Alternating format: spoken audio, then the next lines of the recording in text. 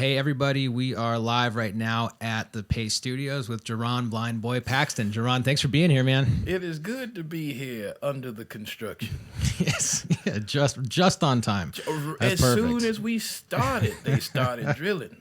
That's right. That's right. We were in Texas a couple of weeks ago. We had some hand tools to contend with that magically started up right on time as well on 2 occasions. Well, Texas is known for such things. Yeah, that's right, man. Thank you for coming and doing this on the. You're going to be at the Brooklyn Folk Festival this Saturday, so I'm looking forward to that. I'll see you out there, and thanks for taking. Oh, there it goes.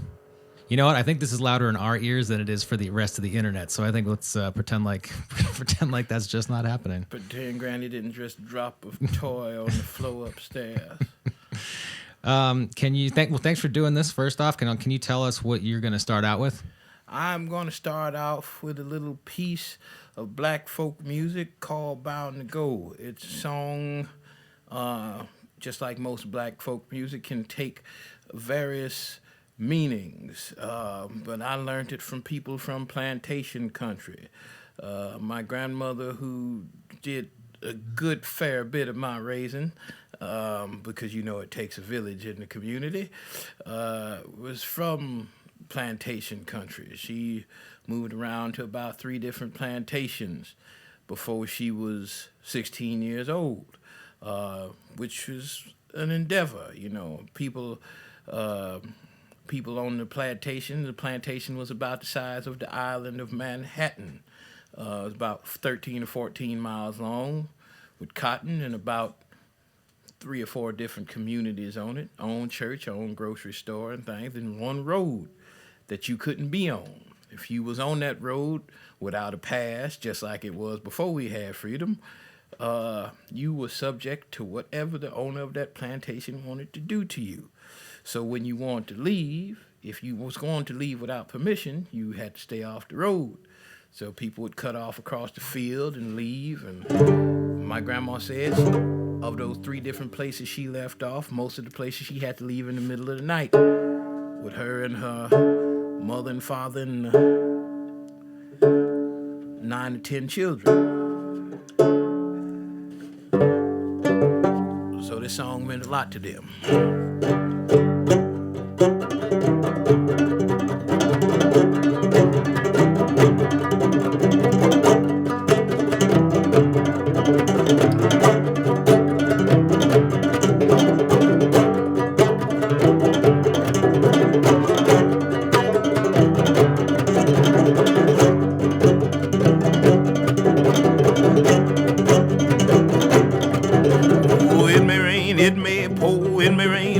More, but bound to go, baby. Ooh, the road I'm bound to go, bound to go, bound to go.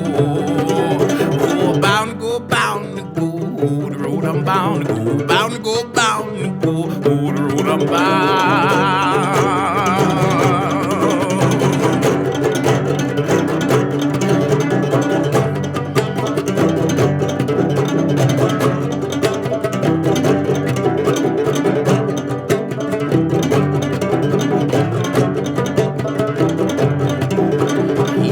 South, she went out, he seen south, we got a little route, seen a locked door, seen her hide the key, she's mighty sharp good, but you can't fool me, oh, bound to go, oh, the road she bound to go, bound to go, oh, the road she bound, oh, bound to go, oh, the road I'm bound to go, bound to go, oh, the road I'm bound.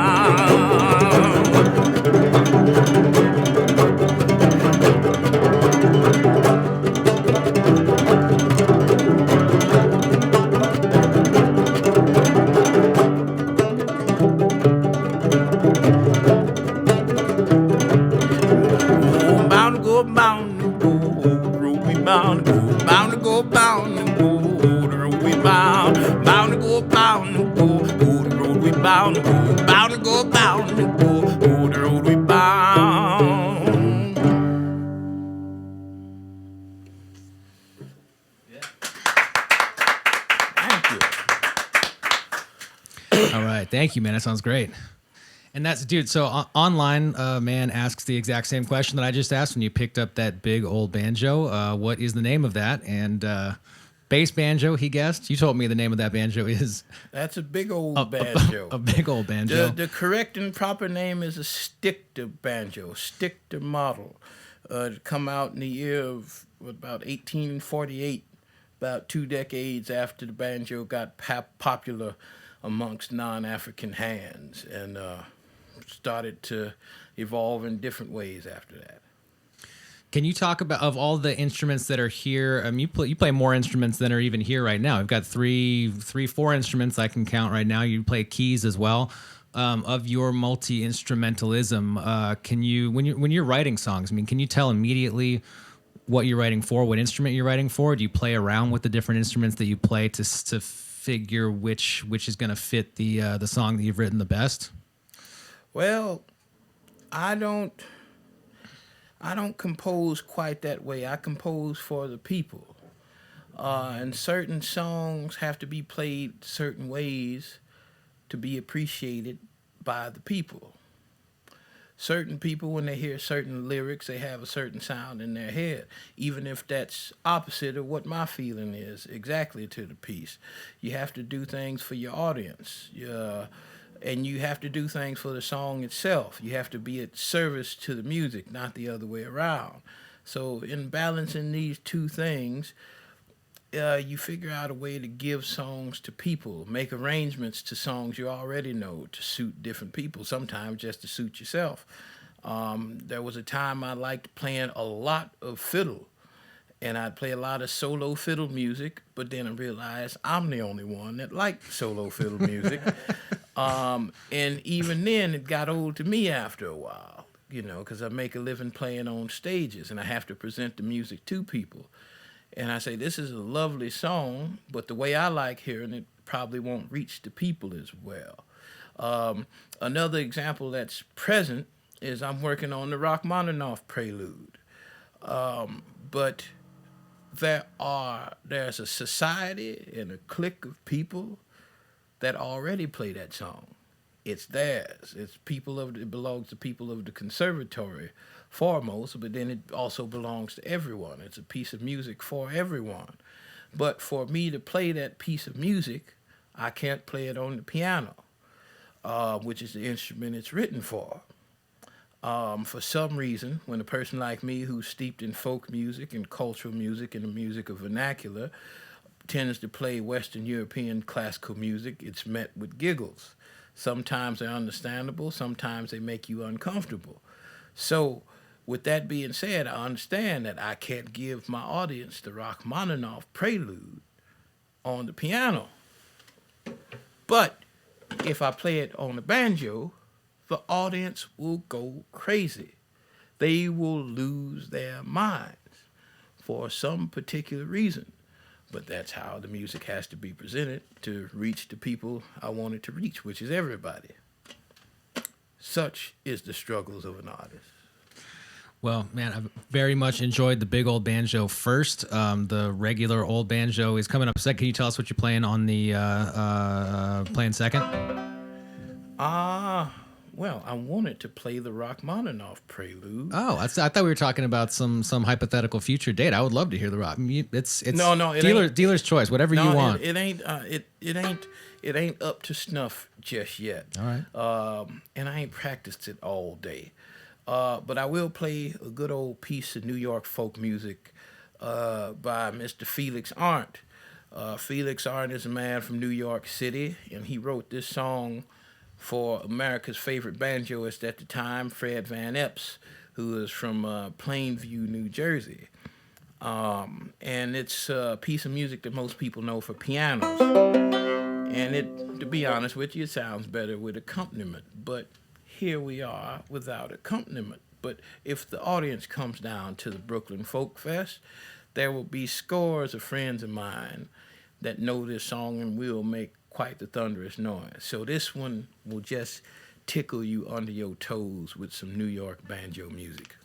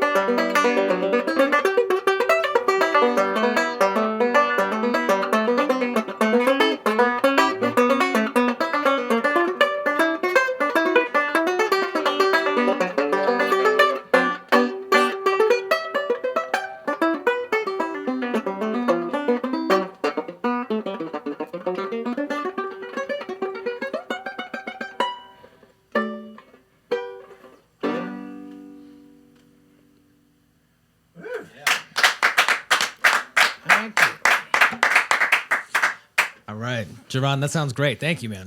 Gangster. Yeah. Very, very gangster.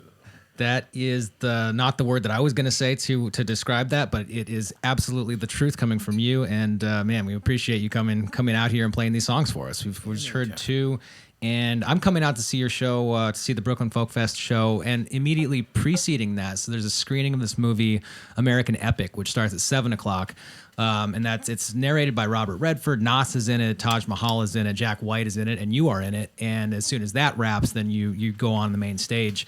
For anybody who's watching this and is curious about that movie, it's about how people in the 10s and the 20s, recording was becoming more accessible to the masses, and this tells the story of how early recordings were made. And can you talk a little bit more about your role in that movie? And I mean, I haven't seen it yet. I just found out about it, but it sounds fascinating. I'm looking forward to seeing it on Saturday.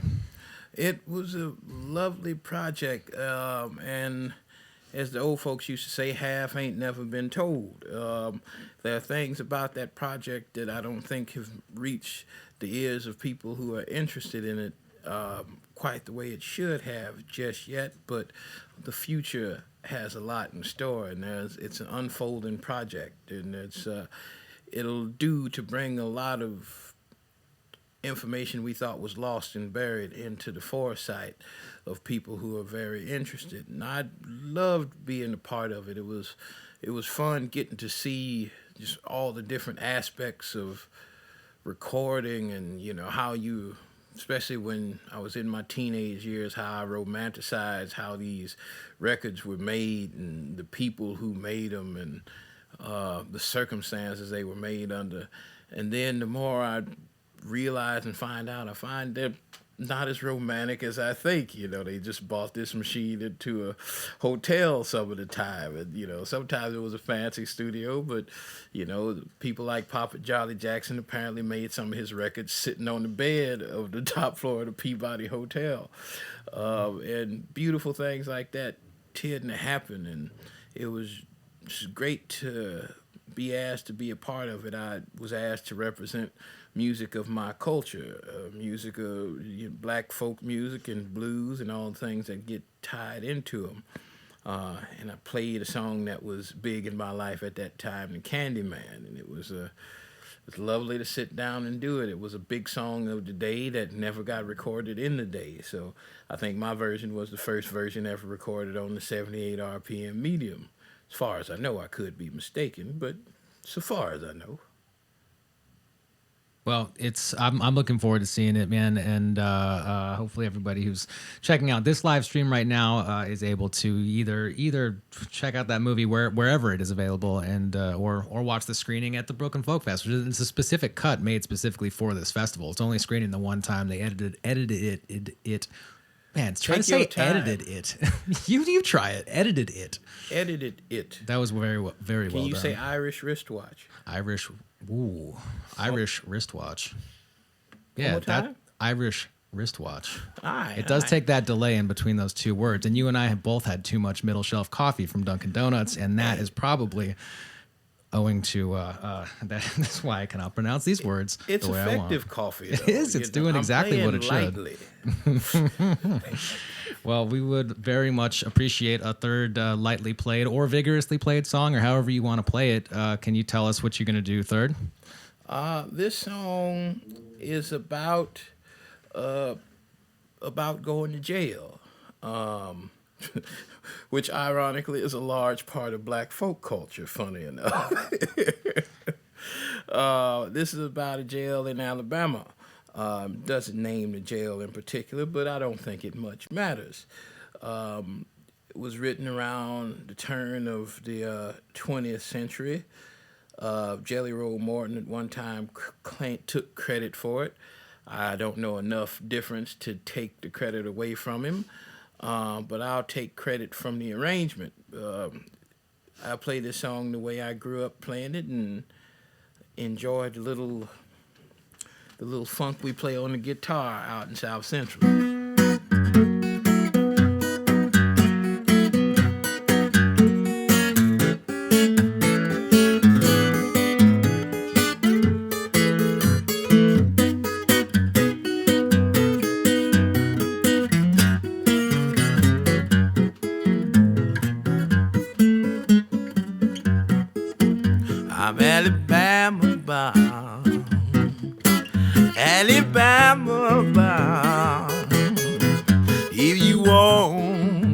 of my loving, babe, you got to run me down. Alabama bound, Alabama bound. If you want some of my loving, babe, you got to run me down. Well, there ain't no use of me working so hard when I got me a fine-looking brown-skinned gal in them rich folk yard. She bring me coffee, or she bring me meal. She'll bring me everything that a girl can steal. Alabama bound, she Alabama bound. If the boat don't sink, train don't turn around, she Alabama bound. Like a beefsteak, beefsteak, it ain't got no bone. If a man don't like no fine brown skin women around here, he done lost his home. Oh, the rooster crowed, the hen walked around, said if you want to buy some of my fricassee, you got to run me down. Alabama bound, Alabama bound. If you want some of my loving, babe, you got to run me down. Well, I got a girl, and she working hard, and the dress that little warm-born wear said is pink and blue. Oh, she bring me coffee, oh, she bring me tea. She'll bring me everything except the jailhouse key. Don't you leave me here, don't you leave me here. Oh, loving baby, if you just must go, leave me a dime for beer. Don't you feel my leg, don't you feel my thigh. If you feel my thigh, you want to go up high, so don't you feel my leg. Don't you buy no ride, don't you buy no ride. If you buy that ride, you bound to tell you a lie, so don't you feel my leg. Or else you Alabama bound, Alabama bound. If the boat don't sink, train don't turn around, you Alabama bound, Alabama bound, Alabama bound. If the boat don't sink, train don't turn around, I'm Alabama, Alabama, Alabama bound.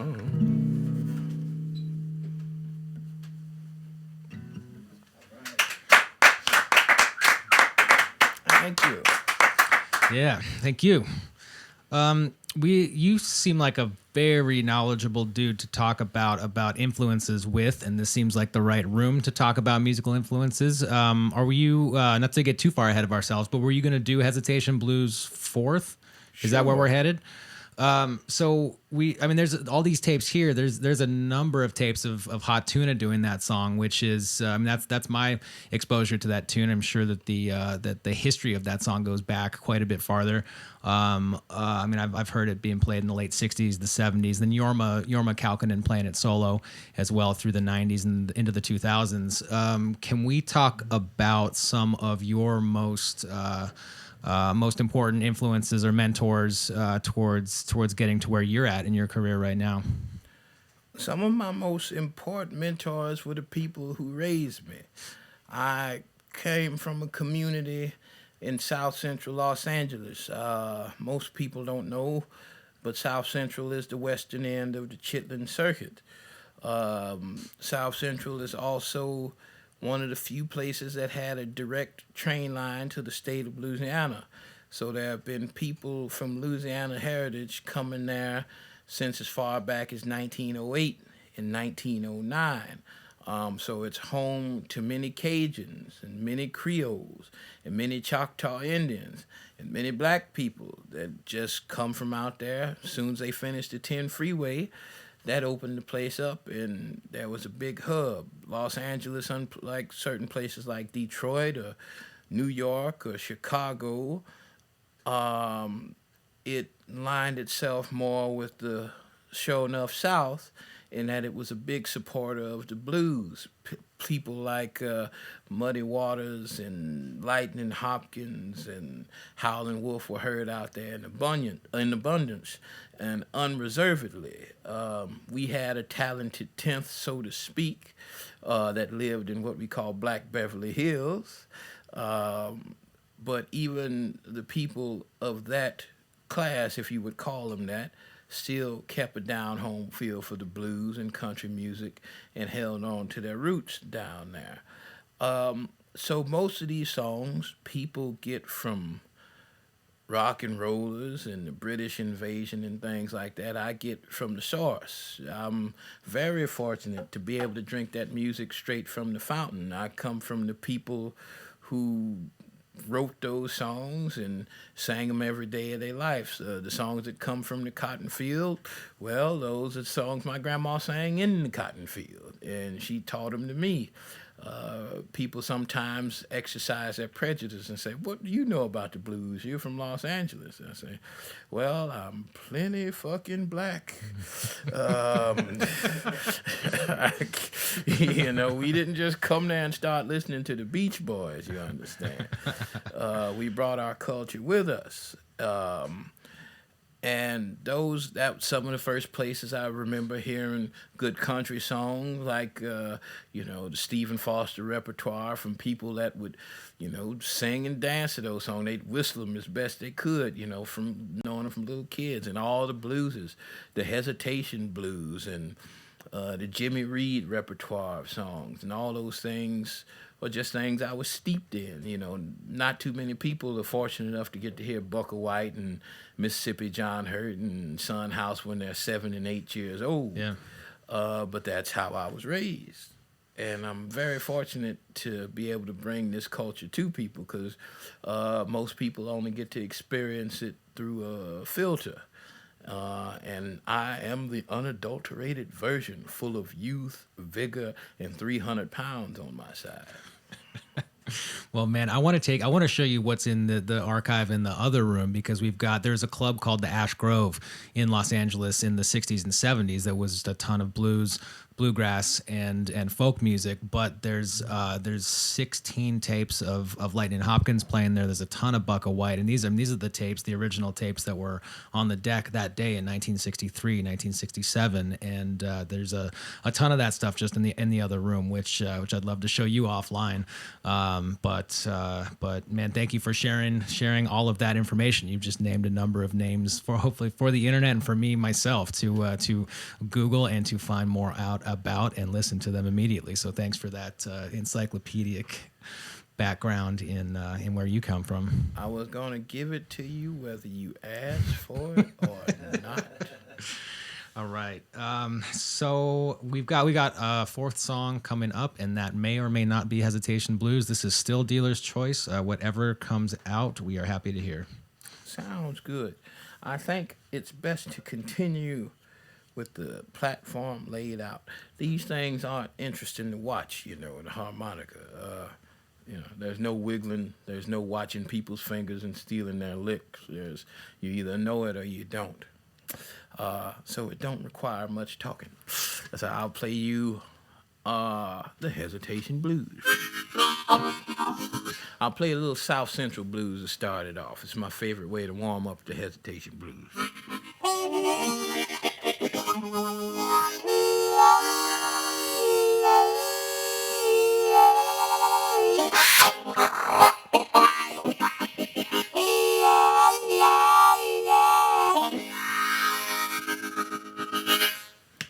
Dinner coming out the harmonica already.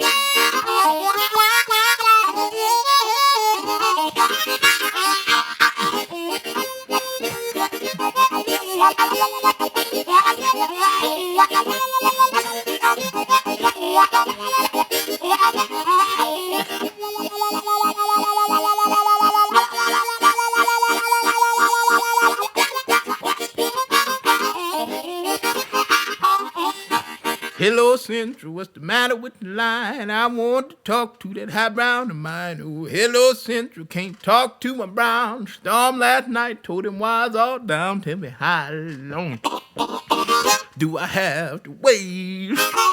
Can I get you now? You must have hesitated.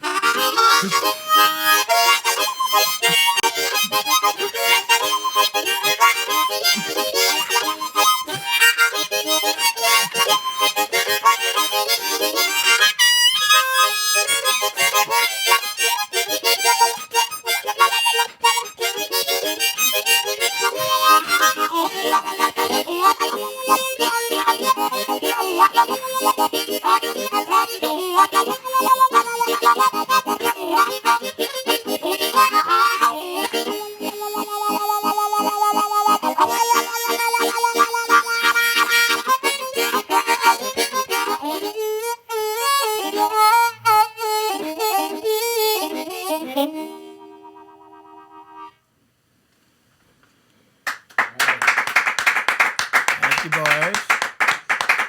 All right, Jerron, thank you so much for coming and doing this. We appreciate it very much, and I'm looking forward to Saturday. Brooklyn Folk Fest starts on Friday. You're playing on Saturday. I'm looking forward to American Epic as well. That screens at 7 o'clock at the Brooklyn Folk Fest, and then you take the stage immediately thereafter. That's 8:40. I will bring my Irish wristwatch. I will watch that movie. I will watch your performance. I'm going to throw a banjo into the river, and all of those things are going to happen this weekend. Man, thank you. We really appreciate you coming by and doing this. It's been a total pleasure. This has been most easy and fun. Let's get some fat sandwiches to celebrate. Hello, catches. Deal.